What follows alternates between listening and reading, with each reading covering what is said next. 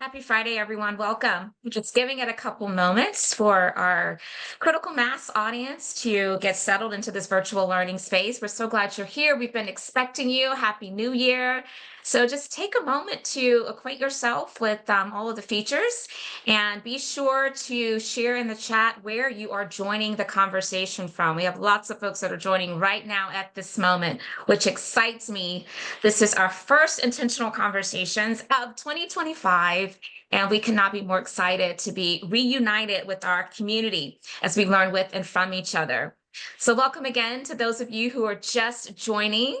Go to the chat, let us know where you are joining the conversation from today. It's always great to see the many different locations that are represented across the US and even beyond. And we've missed you over the past couple of weeks. If we took a break for the holidays, hopefully you all had a wonderful holiday as well with your loved ones. I want to extend a very happy new year to each of you. It's 2025, new beginnings. And I also want to take this time just to hold space and extend thoughts and prayers and, lots of positivity for all of those who are impacted by the wildfires in California, specifically LA. It has been tremendously hard to watch, very horrific. And so I encourage you all to do what you can to lean into some of those opportunities and resources where you could be of support to all of those who are in need right now.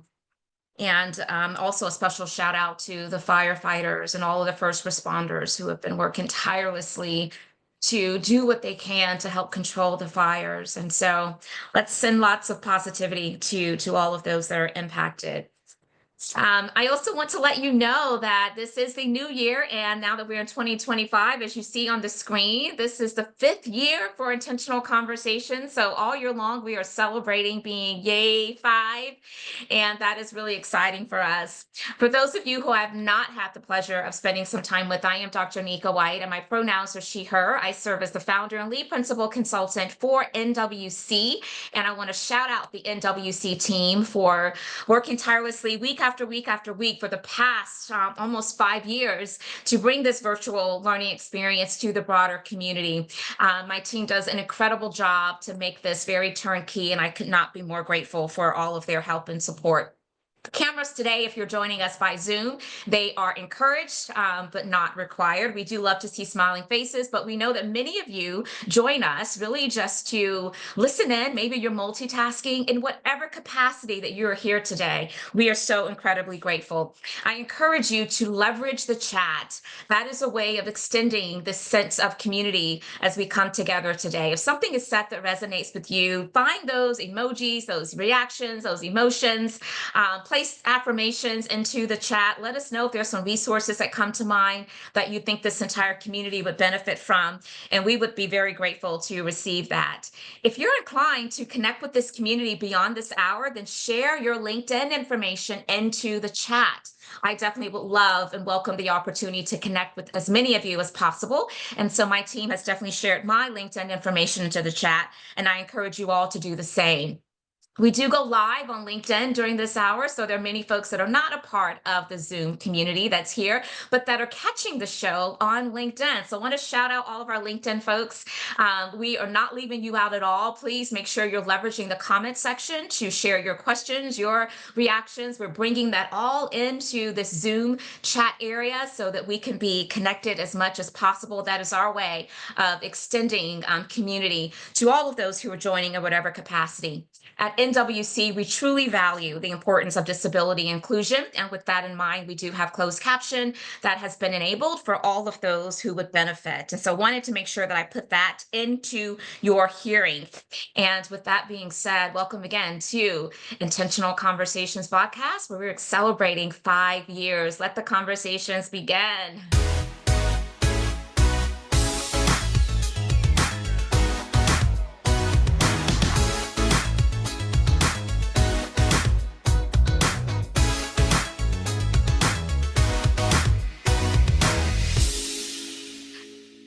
Yes, Yes, let the conversations begin. And that is precisely what we're about to do. I love that new intro. Again, shout out to our marketing team. I want you to know that as part of our 5th-year anniversary of Intentional Conversations VodCast, which also, by the way, we do distract the audio and make the episodes available in podcast capacity every single week for those who like to get their content in that capacity. But all year long in 2025, make sure you're staying tuned to some of the information we're going to be sharing, because we're going to be having some special events to recognize this momentous milestone of 5 years. And so I look forward to sharing more with you about that coming up.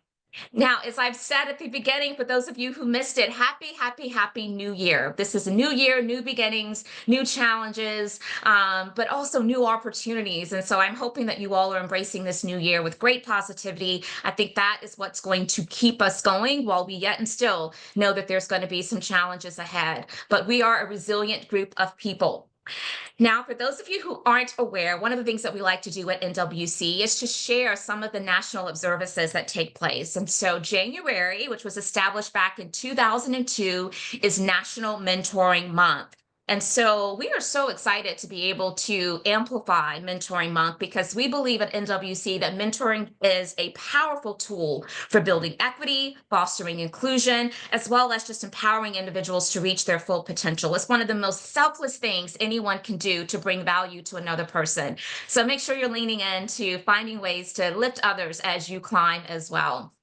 On Monday, January the 20th, we're going to be acknowledging Dr. MLK Day. And so I hope that you all are taking some opportunities to reflect on his legacy, all that he has brought by way of contributions to the movement around civil rights. And we need to continue to honor his legacy with our deeds and our actions. And so hope you all are planning some great ways to celebrate and commemorate Dr. King's life.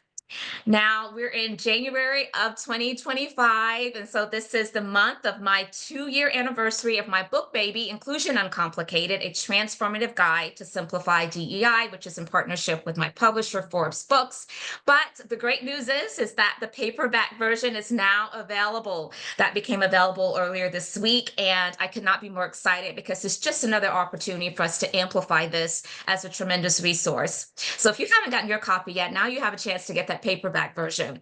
And I hope that you will take advantage of that. And those reviews are important. So please, please, please share. A new offering for NWC in this calendar year is what we're referring to as Boundless. This is a women's community of well-being, empowerment, and leadership. And so through this opportunity, we are hoping that we are going to be able to amplify the needs and the disparities that exist among women of color, and help them to break through barriers, to create meaningful impact, and to navigate their trajectory of growth and excellence, and do it with the support of community. And so if your organization is interested in bringing Boundless to your organization, I would love to talk with you. I'm going to place a link into the chat so that you all can learn more from our website. But again, would love to have a live conversation just to give you more details about Boundless. Now, before I get into introducing our formal keynote speaker or guest co-host for Intentional Conversations today, in some ways, yeah, they serve as a keynote speaker for our event, I want to give you a little bit of what you have to look forward to next week for our Intentional Conversations podcast. We're going to be welcoming Jaleesa Dallas, and she's going to be joining us as we discuss courageous leadership and why it's crucial for creating meaningful change, how embracing vulnerability contributes to true strength and authenticity in leadership, and what she refers to as the Go Brave framework. And so I'm really excited for Jaleesa to be joining us. She was actually scheduled for 2024, had scheduling conflicts, but not to worry, we were able to get her back on. And so January 17th is when we'll be able to hear from her. And then following that, on Friday, January 24th, Zachary Nunn is going to be joining us as the guest co-host for Intentional Conversations. If you don't know Zachary, look him up, follow him. He produces great content. And in that discussion, we're going to be addressing the future of work and building employee and customer experiences using data. I often say that data is king, and so Zach is going to help us to really learn a little bit more about that, how it could benefit us. So join us on the 17th and January the 24th for these tremendous guest co-hosts. And then last but not least, closing out the month, we have my friend Audrey Lee Pendergrass, and she's going to be closing us out. And she is a wonderful practitioner in the space of diversity, equity, and inclusion in HR. She is employed with FINRA and lots of great leadership that I know she's going to bring to a really insightful and rich conversation. So meet me here, don't meet me here, and make sure you're telling your friends and others that you think would gain value from being a part of our podcast community. Now, with that said, this now brings me to the point in time where I have the opportunity to officially introduce today's guest co-host. And if you've been rocking with us on Intentional Conversations, you know that it's so important to me to make sure we take a moment to give you the accolades, the experiences, the credentials of our guest co-host, because it's important for us, for you to know how in which they're showing up to the conversation. So today will be no different. So my guest co-host today is Kellina Powell. She is a deaf coach and advocate, a podcast speaker, a best-selling author, and a passionate entrepreneur on a mission to help young adults with disabilities achieve their goals while also educating others about the deaf community. What makes her story even more incredible is that Kellina is actually a hard of hearing person who lost 100% of her hearing at the young age of 4. Being hard of hearing hasn't stopped her from pursuing her dreams, including gaining her bachelor's degree in psychology from York University and a postgraduate certificate in mental health and addiction. Becoming a life coach and an Amazon best-selling author of her first book, Every Day I Am Just Deaf. So if you've been with us, you know I'm going to ask you to do right now, community, find those accolades, those reactions, and I want you to let our guest co-host know how much we appreciate her being here. Welcome her, share those affirmations. I'm going to add her to the spotlight, and I could not be more excited. I know that last year we actually had Kellina scheduled as well, and we had to reschedule her for this year. So I love when it happens where the stars can align for us to bring back all of those guest co-hosts that perhaps we had some scheduling conflicts with. But Kellina, we do not take it lightly when people say yes to our invitation. We know that you have many things you could be doing, but the fact that you are here to share with our community, it means a lot. And so I first and foremost want to welcome you and to thank you on behalf of our community.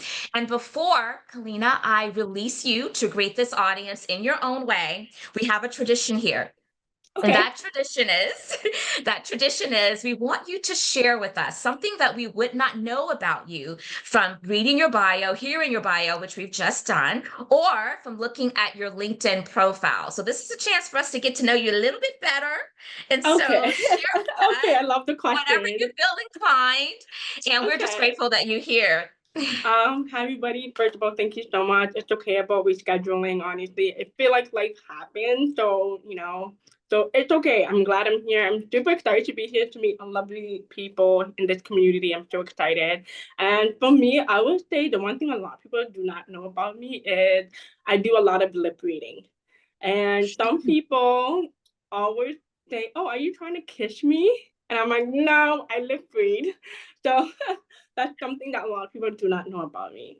Yes, that you lip read. Well, thank you for sharing that. And you have to let me know if I am speaking too quickly and too fast, because I will Okay. tell you, Kellina, I hear that all the time. You speak so quickly, you talk so fast. And so Okay. let me know if I need to adjust, and I will do so. But we're so glad you're here. And I want to jump right in. I want you just to give us a little bit more about your background beyond what I was able to share. I want to just understand your journey of losing your hearing at 4, which of course I talked about when I was reading your bio. But how did it shape your path as a coach, as an advocate, as an author? What inspired you to show up to the work that you're doing right now? A lot of stories happened. When I first became deaf, I struggled a lot with my confidence in terms of my mental health. And that was something I struggled a lot growing up because I did not have anybody that fit my shoes that could actually help me. I'm the Wow. very first person in my family who is deaf. So my family tried their very, very, very hard to support me, try to help me. But for me, but I'm always grateful, but I always want someone to understand me. And sometimes it's hard when you don't have someone that is a role model that you can look up to who's also deaf. And that was something I did struggle with a lot growing up. And when I went to actually when I was working at a summer job, my hearing aid was showing. And I put my hair in a ponytail. A little boy approached me with his hearing aid. And he said, Miss, look, I'm deaf too. Like, I was full of joy because I almost cried. And because I never seen a little kid came to me like that before. I literally cried. And it was such an emotional moment because the mom came in and she said, thank you so much for doing this. Simple things like that, putting your hand in a ponytail, definitely make an impact in someone else's life. And I was like, wow. And she said, think you did something so small, you're going to make a difference in the world. And I didn't realize that. And I was like, me, if you were to tell me years ago that I'm going to be here, I would laugh at myself or at you. I'd be like, no way.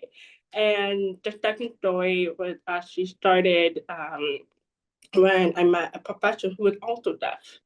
And I didn't have any adult that looked like me. And that 100% completely changed my mindset of being an entrepreneur, changing the world, being able to collaborate with a lot of organizations to support the deaf community and especially other disabilities as well, to teach them that they're not alone in this world.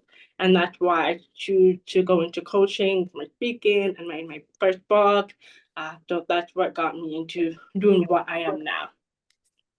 What a beautiful and inspiring story. Thank you so much for sharing that with us. There's so much we can learn from young people, right? Just the innocence of their curiosity and their compassion in their hearts. And so I love that you shared that story. And I'm so glad that we are kicking off 2025 with you as our guest co-host talking about this, because one of the things that I have come to realize as a practitioner in this space is that there are a number of times where the accessibility, the people with disabilities population is not quite as amplified or prioritized when it comes to thinking about different diverse populations, and I think that is such a missed opportunity. And they're both visible and invisible disabilities that we just don't know about, and unless we are inclined and intentional about talking about these things, we're not going to help create the parity that needs to exist in our communities. And so I so love that we're kicking off the year with this conversation. And I'm so glad that you have such this resilience of perseverance and confidence that I can do anything, even in spite of, right? Because there's so many Yeah. people who would let, Yeah. the mental challenges of feeling like they are not enough and like they're not going to be able to compete effectively, like they're not going to be able to have full opportunity for success. And so we need to amplify more of Kellina Powell stories. And so I'm so glad you're here.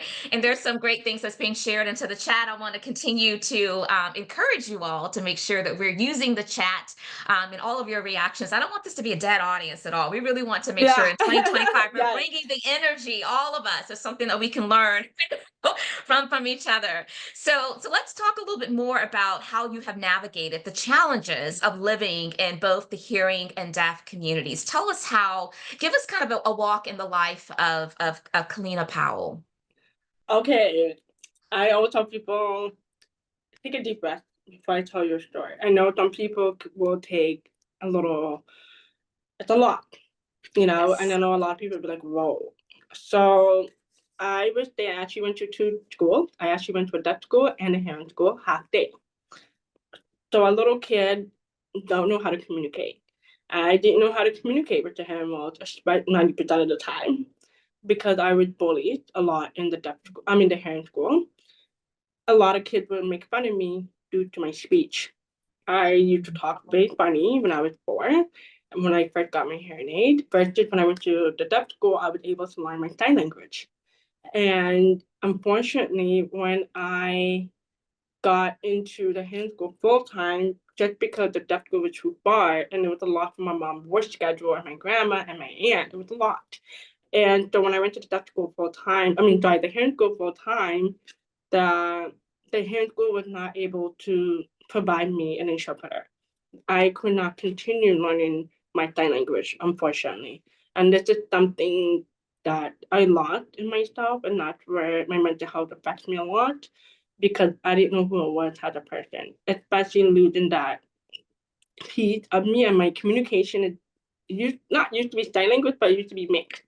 And so it was very lovely. However, my family don't always use sign language, but they wanted me to be vocal, and that's okay, right? They did the best they can to support me. And moving forward, when I got to in school, rest of my life, it would struggle because I had a lot of teachers doubted me. I had a lot of teachers who did not accommodate me. I remember I had a teacher who um, thought I was taking advantage of my accommodation because I Mhm. am such a social butterfly person. I, and I was like, that's disrespectful because that's who I am as a person, but it doesn't define who I am in terms of defining someone on paper, I would say. And that's Right. something that I struggled a lot, especially in high school and middle school, because to the point where I wasn't able to communicate. I used to shut down when I talked to a Mhm. hearing person because I felt like I was going to be bullied. And because I was bullied a lot in elementary school, it, imagine myself talking to someone who's an adult, it terrified me. So with my family support and having them got my back, they always support me in terms of showing up to the school and making sure that I was accommodating. My family always makes sure when I come home, is your teacher accommodating you? What happened at school today? My family always asks, not one day passed by, they never asked me that question. They knew school was going to be hard. Yeah, yeah, and it sounds like they surrounded a lot of love and support and advocacy for you until you were able to self-advocate, which is critically important. And what comes to mind for me, Kellina, is that you're fortunate to have a family that cared enough and was present enough to be able to do that. My heart goes out to people who are part of the disability community who may not necessarily have that level of support, right? And it just goes to show how compounded navigating the complexities of life can be for those individuals. And so just shout out to all the family members, the loved ones who also navigate these experiences with their loved ones, because I think that's so critically important. And I remember as a parent of someone that had to advocate for those 504 plans, I was very much probably in the mindset of your family saying, you shared your story about how some of your teachers were not necessarily accommodating and they make their own assumptions about, well, she's a social butterfly. So is she using this really as a crutch or as an excuse? And I just want to echo that when people tell you what their lived experiences are, we don't get to judge and say that they're not those lived experiences. And I think that it also gives us a chance to amplify that people with disabilities, there are varying degrees and levels of that. You can't assume that one person with one disability and another person maybe with the same disability are going to show up and navigate the same way because, again, it looks different across the board and we are different people. We process differently. And so I just wanted to highlight that. And I'm grateful that you are so willing today to vulnerably and openly and transparently share your story. I want to move on to this notion of intersectionality. Not only are you a person that lives with as part of the deaf community, but you're also a Black woman. And I want to bring that to the conversation because there are even more unique challenges when we consider all of the intersecting identities that we may have. And so, talk to us about the unique challenges that have shown up that you have had to encounter and face as a Black woman with a disability. And how did you discover your true self? I think others can learn from that story. Yeah, I honestly love that question because I do get discriminated a lot, especially in university and in workplace, right? And so for me, I have two stories I would love to share with you guys. My very first story was my guiding counselor. So I remember I told her I wanted to be a doctor. She literally looked at me dead in the face and said, I don't think you can become a doctor. And I did that because I'm Black, because there's not a lot of Black women out there in the professional field. Like, what is the problem? And she's like, oh no, I'm just saying because, you're deaf. How are you supposed to hear? So now I'm being discriminated twice. Yes. twice. And what she did was she pretended that she was going to put my grades in for post-secondary. I got 4 letters declining my application because she forgot to put my grade in. And unfortunately, I had to take an extra year back in high school because she did not believe in me. And I was very devastated, heartbroken, because as a young woman, Black woman, I don't know what to do. And I had my family, supporting me and everything, but it was not enough what I needed. And that's when I actually went to go look for a counselor who was woman of color to see who can help me with this situation because I felt like I was discriminated. So that's the very first story. And the second story was when I got my first, not my first job, probably like my first serious job I had. And they were very accommodating, don't not get me wrong, but I felt like I was just being discriminated because I'm a woman of color. I noticed that, certain activities or certain things that people would say, they would think like, oh yeah, so you're Black. Oh, what the heck happened to your hair? Like they make so many crazy comments about my hair, and it's something that's very different. And I was like, I never been exposed to something like that before. And I was like, is this a real thing in the real world? Especially in the workplace. Like it's very different to be honest. And I was like, and I used to go home to my mom and I said, is this real? And she's like, oh yeah, it's normal. And I said, that should not be a normal thing at all. That should not be normal. Like everybody should treat each other with respect. And so yeah, so that's really my women of color story. So Well, I'm so sorry that that was your experience. And I'm hoping that for those who are going to be exposed to this message, that there's this deepened level of empathy that they're leaning into to be more of an advocate for people with disabilities and to, again, try not to be that type of person that is trying to stifle and prohibit the growth and the opportunities that are so deserving of all individuals. Again, I just think that it's so important for us to make sure that we aren't making our own judgment calls about what someone can and cannot do, and certainly not discouraging them and causing them to feel defeated. So thank you for sharing that. I want to move now into your background in psychology and in mental health. And so how has the two of those combined really influenced your work in the deaf community? I would say it definitely helped me in terms of how to help people better, especially it's very important to understand the mindset. And with that being said, I was never a big fan of mindset when I was growing up. I was like, no, thank you. Like, I know I'm good. And little did I knew when I was studying psychology and mental health, I was so drawn by studying people's behavior. And that's what I Mhm. learned, especially in the deaf community, is that a lot of us lack mindset, behavior. Why are we not accepting who we are as a person? Especially as myself, it took me years to build my confidence. It took me years. Like I can't tell you guys how long it's been. And taking that knowledge I learned from school, pour it into the deaf community because it helped them to realize that there's someone else like them out there. And that's super Right. important. For myself, I just wish that there was more opportunity for the disability community, especially the deaf community, to let them know that they can continue going to school. And that's what I Yes. love about the deaf community, what I'm able to do with my background, especially now that I, graduated 2 years ago from mental health and addiction. I learned a lot that disability have a higher rate of being Of course. involved with addiction just because Hmm. there's not a lot of resources out there for us. And I didn't realize how high the number was until I started studying. I was like, oh my God, like my community need me.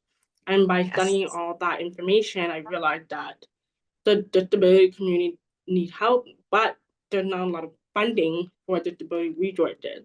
And so I would love to do in the future to do some research paper to help to get more funding in the disability community to let them know that they don't have to seek drinking and smoking and all that to cope with what they're going through. Well, I am going to put it into the atmosphere that because you have socialized that with our community, that maybe there are going to be some key resources that know of some resources, some connection points, some grants that may help you with that very specific and meaningful goal. And so, y'all put your antennas up and think about who you know in your networks, and let's make sure that we're connecting Kellina to those resources. I want to take a moment and just acknowledge something that's coming up into the chat. And this is actually from Venetia, one of my friends in my current market area. And she says, as a current high school counselor whom has been in the field of education for almost 8 years, I lost my place. And having previous work experience as a vocational rehabilitation counselor, it's heartbreaking to learn that you weren't supported as a young student, Kellina. I'm glad you shared your story, as I am an advocate for all students, especially those whom have disabilities. And so you have some folks here who see you, who appreciate what you're doing. And I just wanted to amplify that so that you can feel the love and feel the support that's coming away from our community here. Now, I want to talk about your book, because I mean, it's remarkable that not only are you a coach, are you an author, are you, just this advocate, but that you also are now an author of a book that I know is making a big difference for so many communities. And so your book, again, is called Every Day I Am Just Deaf. The title itself, I think there's probably a story behind it. I'm big on storytelling. You've shared some with us so far today, but I would love for you to give us what inspired the book. Give us a little bit of synopsis of what people can expect when they engage with this tool that you have gifted to the world. Yeah, so I first off, I think you guys probably know why I wrote the book by now, but based on my research, this is for something I found out. So, Dr. Nika, I'm gonna ask you a question. Have you ever read a book by a deaf author? Can't say that I have, Kellina, but you know what? I'm ordering your book. And so after today, and once the book arrives, I will be able to say yes to that question. But I can't say that I have, at least not knowingly and Exactly. intentionally. So yes. Yeah. And that's the reason why I wrote my book, because I realized that when I was doing my research, 90% of people I spoke to, they all say no. And they're like, wait, maybe if you write your own book, Lena, I'll probably say yes. And I was just like, okay, yeah, I'm going to go ahead and write a book. So I wanted a book very different from a lot of people. So it's a poem book, everyone. So who does not love poem? I'm a Bay poem person. I love it. And so it's a Bay poetry book about me being deaf, daily basic. And the whole purpose of my book is truly to let people understand that I can hear them. I understand. I feel you. And I want people to really, truly understand is that you're not alone in this world. You have one life to live. If I can do it, you can do it. And as well for the hearing community, I want them to understand what it's like to be in our shoes, daily basic. Mm. What can we do better as a whole? Not just the disability community and non-disability community. No. Why can we not make one big wall to help Right. each other? Why not? And that's the whole purpose of my book. Even though it's a poem book, but you will come across certain phases in my life where you're like, whoa, she succeeds from this information. Oh wow, she went through this. Wow, and I did. And I did talk about a lot of things: dating, relationship, friends, family, like etc. Like just let's go die, guys. But I realized that my book really do can make a difference in a lot of people's lives. I remember I spoke to School for the Deaf in Ohio, and the student loved my book, especially the grade 12 student. And they were like, oh my God, this book is so amazing. It was super short, but it's relatable. And it doesn't Yes. matter if you have a disability or not, anybody can relate to my book. And that's the whole purpose of my book. I love that. You just said that anybody can relate to my book. And what I want to amplify that's coming up for me when I hear that is, again, this idea of not creating this separation between people with disabilities and people who don't have disabilities, right? We all can learn from each of our stories. And I think that the division of trying to classify us in all these different ways sometimes can be the problem, right? And I also love that Exactly. you use poetry. And as you were talking about it, I saw you light up a little bit. There was a little bit of passion and a little glow that I think appeared as you were talking about your book. And so I know that you're really proud of it, as you should be. But you said I talk about relationships and dating. And again, those are everyday, practical, normal experiences of all types types of people. So I think sometimes we other people by feeling like their lives look different just because maybe they have something about them that's different. And I want us to stop that. We have shared a link to your book, Every Day I Am Just Deaf, into the chat. And so I am encouraging everyone to get this book, read it. I'm going to order it and I'm going to read it. I'm also going to think about who can I actually gift this book to that would gain a lot of value from it. Now, I don't want to put you on the spot Okay. at all, but do you have your book near you? No, I don't have my book near Okay, me. No. okay. So so do this for me then. I know you don't have your book near you. I was going to get you maybe to share one of your poems in the book that you are really connected to, because you probably have a couple favorites, even though it's probably hard to pick a favorite, right? Yeah. But do you want to maybe just based upon just your knowledge, obviously, of your written work, is there one particular story or poem that you want to just kind of highlight for us here in this conversation? It was at the very first couple of pages, and in this book about my hearing aid, I was talking about do not judge me based on what I hear in my ears. Ah, yes. Yeah. And there's actually two favorite. And then the second favorite is definitely my family and friend. I made a page about them. I said down the line to my friends and family, I love you very much. Thank you so much for your support. I would not be here because I would not get through that tunnel at the end of the tunnel without them. I love that. I love that. Again, just amplifying the significance of family support. I got chill bumps when you shared that. So that's fantastic. So I want to let this audience know that we're going to be shifting momentarily for you to be able to present your questions. Maybe there's some curiosities that are bubbling up for you that you want to engage our guest co-host, Kellina Powell, in today. I want to give you that chance to do so. So while you're percolating, I'm going to go to the next question. If you're part of our Zoom community, you can be a part of asking your question directly if you are inclined to do so by using the raise hand feature. And that lets me know that you're willing for me to invite you to unmute yourself. If your camera's on, I'll even add you to the spotlight. No, add you to the spotlight. Please. Or you simply, if you just want to perhaps me present your question on your behalf, place it into the chat. We'll make sure we get to as many of those as possible. And if you're on LinkedIn Live, we have not forgotten about you. Go to the comment section, place your question there, and those comments will be transferred over to our Zoom chat so that we can also make sure that you are part of this larger community. So keep percolating. I'm going to go to the next question and give you a little bit of time to do that. I want to talk about now the strategies that you have found to be really successful as you are helping young adults with disabilities to achieve their goals. Obviously, you model confidence and that anything is possible, but what are some other strategies and tools that typically find its way into your coaching sessions of these young adults that you are connected with? Yes, I would say the very first thing is to create a piece of paper with them because a lot of kids love drawing and they love to visual things. So what I do is I help them to visualize what is going on in their mind because a lot of them don't really think about it. And once I picture what they are visualizing on the picture, on the paper, we work on it together. And I will ask them, what is impacting your mindset? Who is impacting you negatively? Who is impacting you positively? And then we go deeper. And I ask them a lot of open-end questions regarding to the answer. So for example, a client of mine, we did a visualized big assessment. It took like an hour. It was amazing. And he didn't realize a lot of things. And he just noticed that he was doubting himself. It wasn't other people around his network. It was him. And he's like, no one spoke to me like the way you did, Kellina. You broke it down to me. I feel like a lot of time when people see a therapist or a counselor or a coach, sometimes they don't take the time to truly understand their client. And that's what I do. I rather just go over like 5-10 minutes with my client because I really truly want to help them. And I know some are very strict on time and whatnot, but I'm more like that.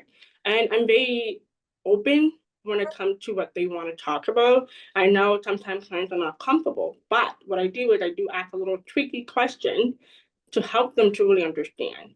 And that's what I do. And that's a great way because for youth, they need paper and pen. They need that. That is so good. They need paper and pen. And it sounds like a lot of it is more so starting with the inner work. How are we feeling and perceiving ourselves? Because that has a lot to do with also how in which we show up to the world. Okay, so you have a lot of people that are interested in connecting with you. And so I'm going to take these as they come in. Okay. Yes, I see a hand raised. I'm going to get to you, but I saw first thing that came in was actually a question into the chat, and I may not be pronouncing this correctly. I apologize if so, but Omaleo says, "Hi, Kellina. Thank you for joining us today. As someone without a disability, what advice would you give to others on how to be more inclusive allies in the workplace?" I would say in the workplace, provide a workshop for your employee like once a week or once a month. It's very important to be consistent. And that's the problem with a lot of workplace. They do not be consistent when it comes to Mm, workshop.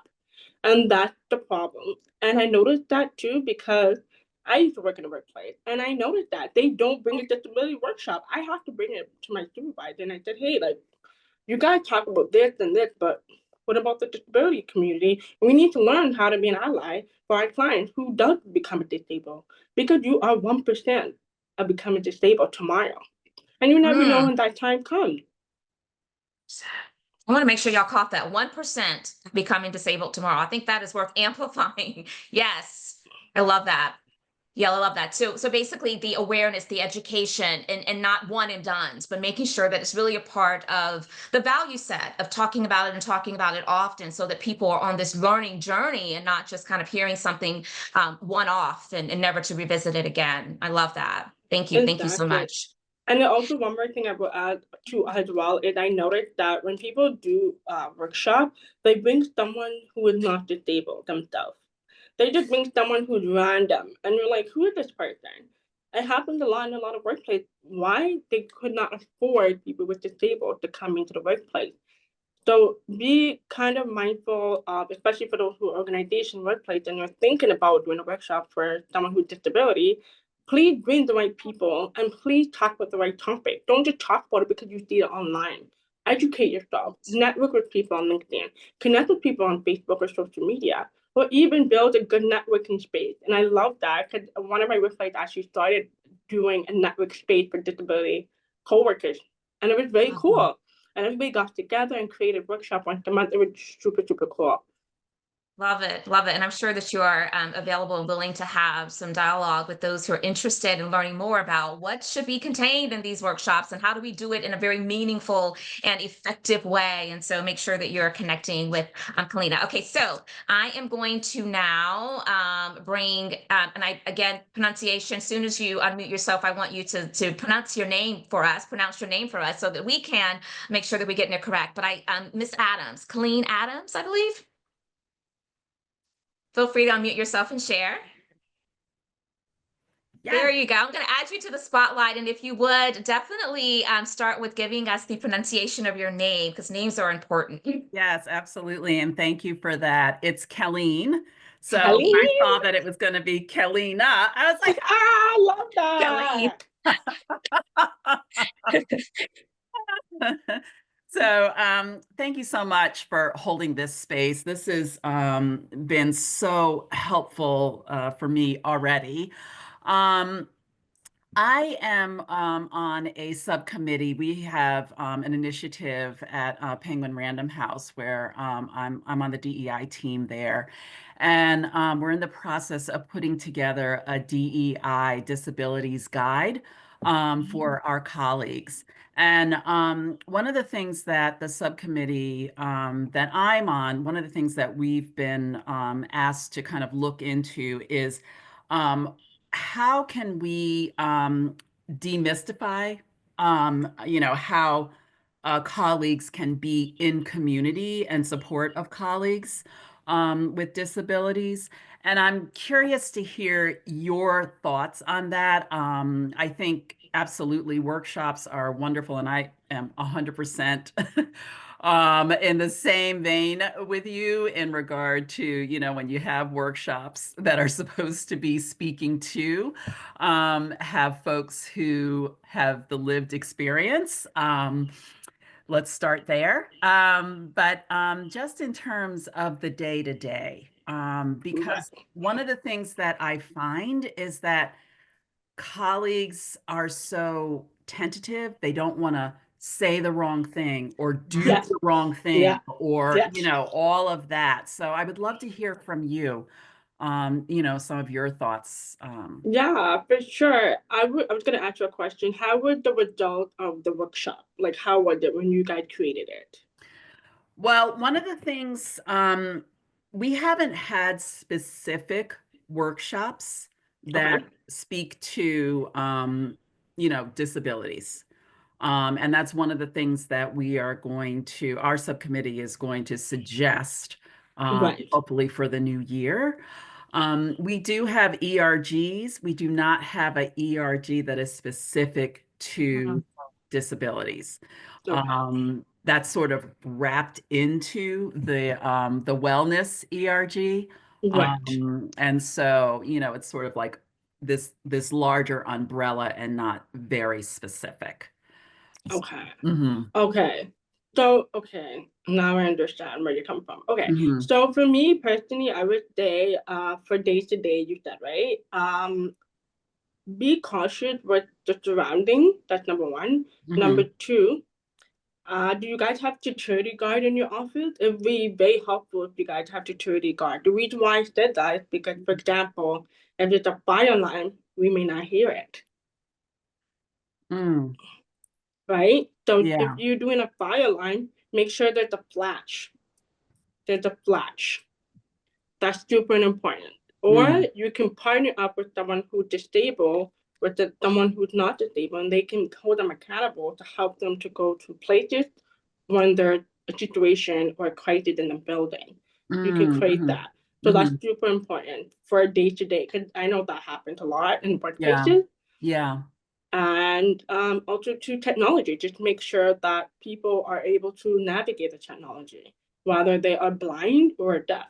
For example, when I used to work a 9 to 5, it was a lot of headset. I used to work for a call center.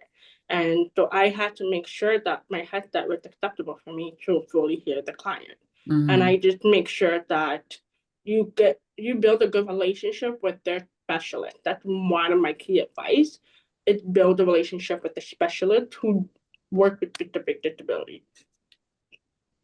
Okay. Yeah, I want to add to that. Those were great suggestions, Kellina. Some of the things that I have seen and supported clients with who are really trying to be much more intentional around supporting their colleagues that are part of the disability community, and even creating allies from other colleagues, is that first and Yeah. foremost the education piece is important. So I know that we are aware of like the workshops, the the training, Right, all the learning exactly. experiences, but I also would say just providing a repository of resources for people to go and do their own learning can be really Mm-hmm. critical as well. When we Yeah. think about the category of people with disabilities, it is wide, right? Right, There's so many exactly. different types. And so I Yes. think just building up a database where people can be inclined to do their own learning is really important.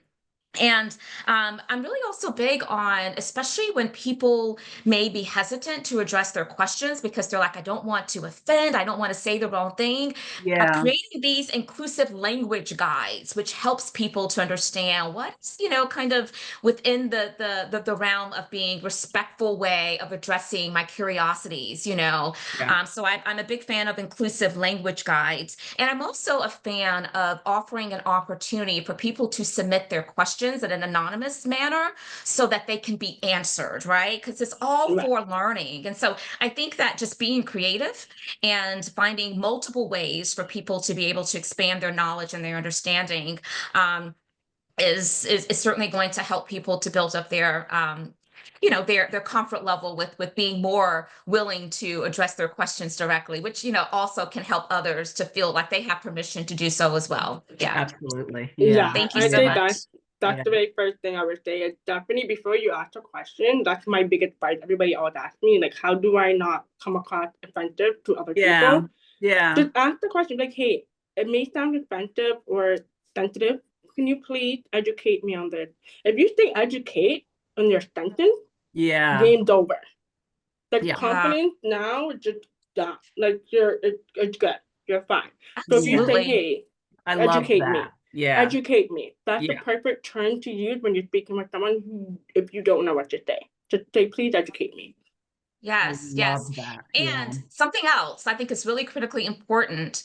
Not everyone that is a part of that community will have the appetite, the emotional capacity to necessarily educate someone when they are Exactly. presented with the ask of educate me. And I think that we have to respect and honor that. That's Yeah. why I say that having multiple ways through a repository of resources that people can tap on their own could be really useful as well. It places the burden of responsibility oftentimes on the individual. Now, some people could be very inclined to, be that resource. So we have to just really build those relationships and understand what those boundaries are.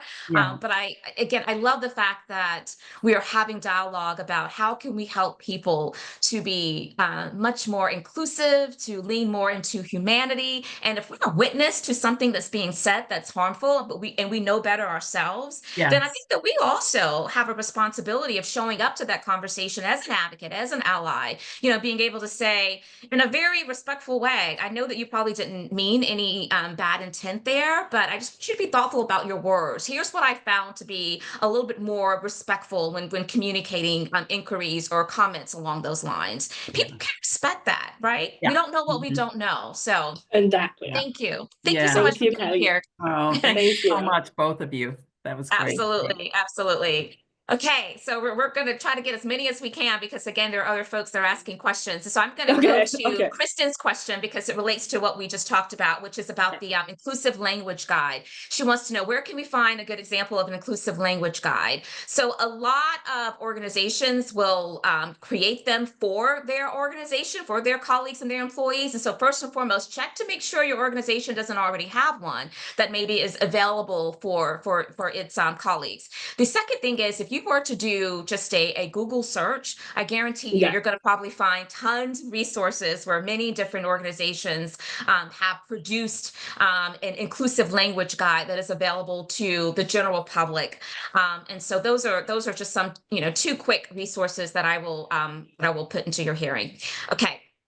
Andrea, Happy New Year to you. So glad that you're here. And I want to present your question. You're a part of our community. You show up almost, week after week after week. We appreciate you. And Andrea says, what advice would you give organizations that are considering forming an affinity group for people with disabilities in today's current social climate? Yeah, I like the emphasis on the question related to today's current social climate. So, Kellina, what do you say to that question? I would say it really depends on the organization because I know every organization is different. But I would say for organizations to really think about how are they really impacting other people, right? Because how are you really impacting other people as well? I know a lot of organizations should start partnership with schools and different other organizations that associated with disabilities. And that's why I noticed a lot of time organizations do not want to collaborate with other organization to prevent that to happen. So I would Be say at 9:30, 10 o'clock. Let me get ready. Okay. If we could just And double then check my- to make sure we're muted. Someone is unmuted right now. We can hear your conversation. okay. Thank you kindly. I'm like 9 Keep o'clock. going, Kellina. It's So live. yeah. Things like that happen. Keep going. But yeah, so I would say that's number one too, to really get the organization to partner up with other disability organizations as well to prevent anything like that to happen. Also to especially policy. Policy is super big now, right? Everybody look at policy. How can we improve our policy? There should be a consistent meeting about policy. And a lot of times, a lot of organizations are not consistent with policy, which is ridiculous because things change. We're in 2024. We're not in 1997. I remember I was reading a policy that was back in 1970, and I'm like, this is your policy? So that is would be my advice. Yeah, no, that's great. I also want to bring attention to the fact that someone in our community, Krishana, I hope I'm pronouncing your name correctly, Krishana White, has posted into the chat several different resources, many that are free. And so, again, this is all related to where can you find inclusive language guides. They're becoming quite popular for all the reasons we're talking about today. It's a big conversation, and we don't know what we don't know. So we need resources to be able to help bring us along. And so I appreciate all the engagement that's taken place so far.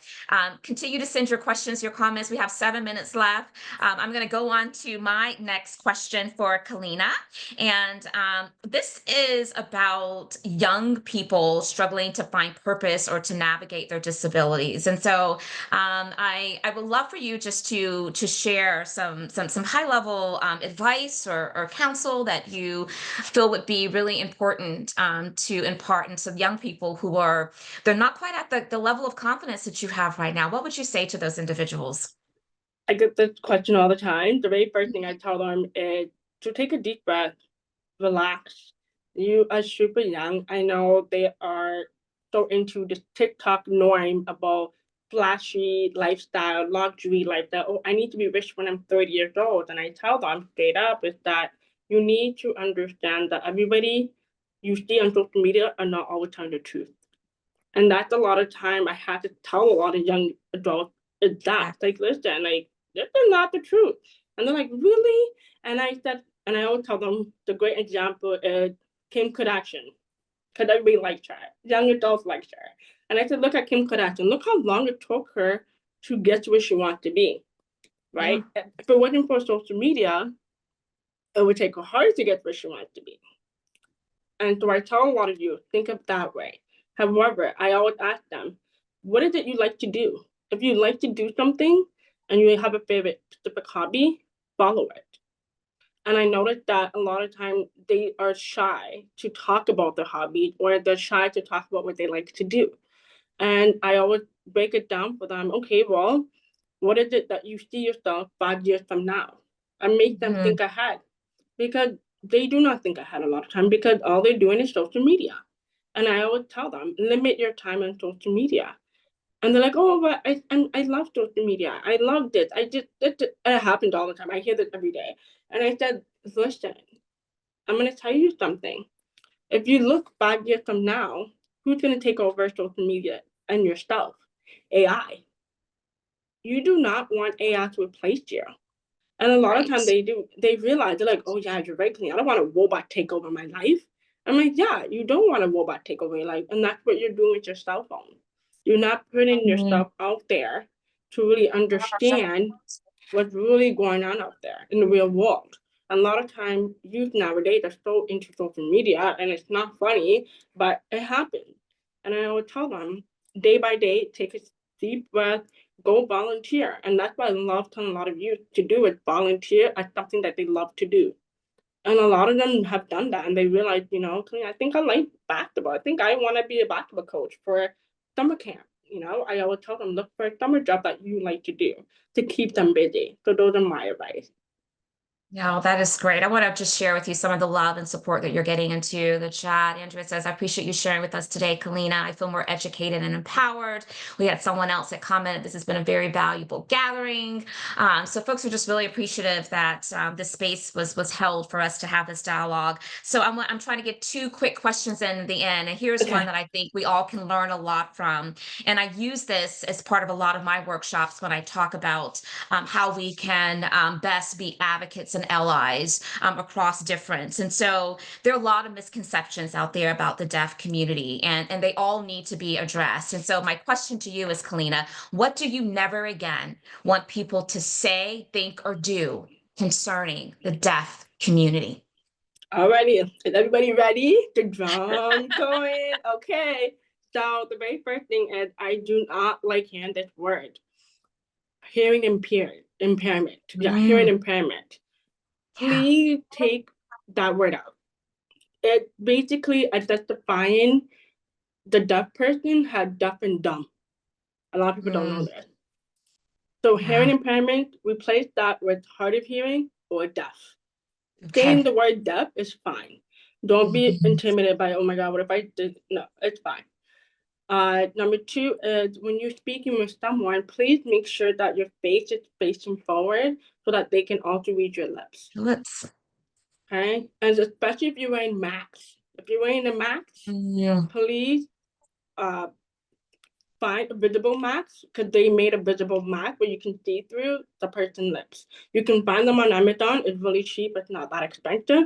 Or take off your mask. Unfortunately, that's the only way the deaf person can actually communicate and have the full communication with you. That's the situation. And then number 3 is do not shout. Please talk softly when they ask you to repeat your sentence, okay? The reason why I said to use a softer tone is because it helps them to really understand. Don't use aggressive tone to rephrase what you're saying. Do not rephrase what you're saying. Just repeat. That's all we ask you to do. I know it's a lot of people rephrase a lot of words, especially for myself, when I ask them to repeat, they rephrase the whole sentence. I'm like, that's not what I heard. I heard you said this, and then this. What is the last thing you said? We just probably want you to hear the very last word, and that's it, right? So please do not shout. Use a softer tone, and please do not rephrase what you said. So practical, so rich, but so good. It's not an understanding issue, it's a hearing issue. So don't like rephrase. I love that. I'm learning a lot from this conversation. This has been so rich. And I just want to take a moment to thank you. You have kicked us off with a bang in this new year, and I'm so grateful. I am so proud of you. And I wish nothing but more impactful work that's in your future, because you are making a difference. You are modeling all the possibilities. I want to give you our final 60 seconds to close us out in whatever way that feels appropriate. We would love to hear maybe what's on the horizon for you, any initiatives or things that we didn't have the time to connect today on that you wish to kind of socialize with our community. And I want to thank this community for showing up and being a part of Intentional Conversations VodCast. Kellina, close us out. I would just say one last piece of advice I would tell everybody before I close it off is do not be afraid to come in your comfort zone. Never make anybody feel you. You have one life to live. Remember that. If God comes into your dream tonight and he said you have until tomorrow to live, what would you tell yourself? You will live your life to the fullest as soon as you wake up. So think of that way. And I hope you guys a very great new year. 2025 is going to be a big year for all of you. Mic drop. Have a great, safe weekend. Look forward to seeing you all next week for another episode of Intentional Conversations VodCast. If you've enjoyed this, be sure to share it out. Let folks know that they're missing out on some great content, and to join us next week. Thanks so much. Have a good weekend.